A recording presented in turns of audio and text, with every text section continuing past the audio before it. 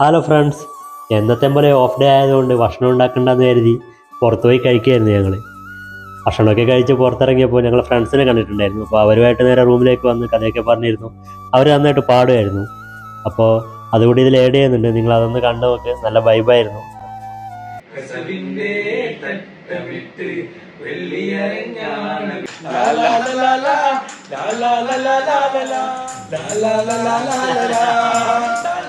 കൊണ്ട് കരട് തുടിക്കുന്ന കലമാൻ മിഴിയുള്ള സൈതപ്പൂ മണമുള്ള കണ്ടാൽ കൊതി കൊണ്ട് കരട് തുടിക്കുന്ന കലമാൻ മിഴിയുള്ള കൈതപ്പൂ മണമുള്ള കണ്ണാടി കവിളത്ത് കാണുന്ന കസ്തൂരി വിചരോ വിൽക്കുവാൻ വെച്ചതോ ഏതാണ് ഏതാണി രാജാത്തി ഏതാണി രാജാത്തി ഏതാണി രാജാത്തി